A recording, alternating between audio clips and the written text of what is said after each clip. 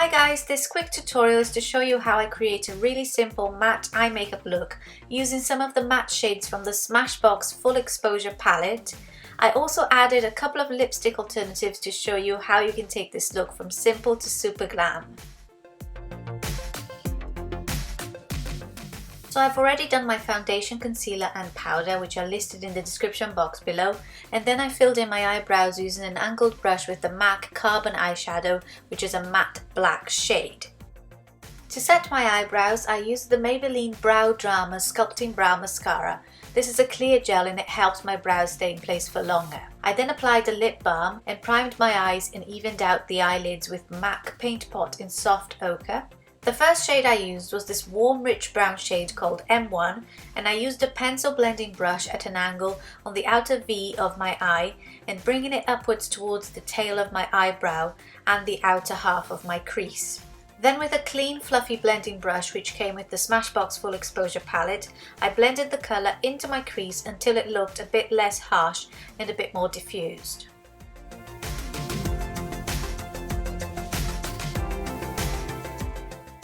I used the shade M2, which is a medium neutral brown, on a slightly smaller blending brush, and that served as a transition colour into my crease, adding some definition to my eyelid. Then I applied this pinky nude shade called M3 with my fingers onto the inner half of my eyelid, and that's a great colour to even out your lids if you have similar skin tone to mine. Next up, I chose the lightest matte shade from the palette called M4 to bring some light into the inner half of my eye, so now we have a smooth transition going from dark to medium to light brown shades. I then went back with the shades M1 and M2 to deepen that colour on the outer corner of the eyes and to touch up the transition shade all over my crease, making sure the outer half of the eye hadn't faded too much. I will say that although the eyeshadows in this palette have a good staying power, they're not extremely pigmented and you do have to apply them in several layers for them to stay looking intense on the eyes. I lined my lower lash line with a mixture of the darkest shades M1 and M2, and then I used my Clinique gel eyeliner to draw a relatively thick line along my upper lash line with a flick at the end. I'm terrible at winged eyeliner, so it took me absolutely ages to get this part done.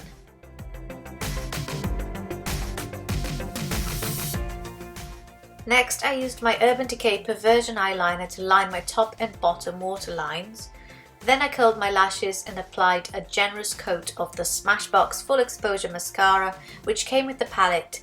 I wasn't blown away by this mascara, the wand was far too big for my eyes, but it did a relatively good job at separating and adding some volume to my lashes. Now back to the skin, I touched up my under eye area with the Smashbox High Definition Concealer, which I have reviewed on my blog, so I'll leave the link below in case you want to read it. To contour and bronze up my skin, I used the Benefit Hoola bronzer, which is the perfect matte brown shade to make your contour look as natural as possible. And to add a pop of colour to my cheeks, I was quite generous with the MAC blush in Peachykeen, as I'm a bit partial to a healthy flushed look on me, and this blush is one of my favourites on olive skin tones.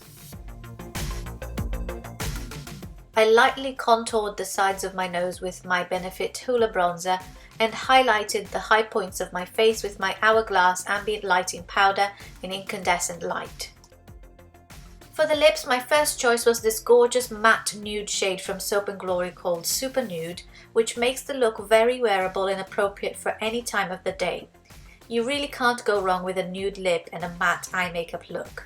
It's sophisticated, discreet, and it looks very effortless.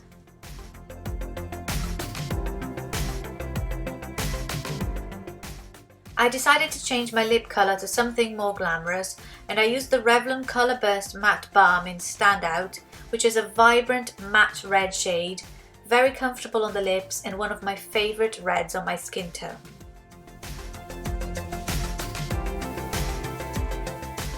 And that's the finished look. As you can see, it was very simple and easy to achieve, super versatile with a range of different lip colours and wearable for any occasion. If you liked this video, give it a big thumbs up and let me know in the comments below what other makeup tutorials you'd like me to do. Don't forget to subscribe to my channel if you're new and check out my other videos. I'll see you next time. Bye!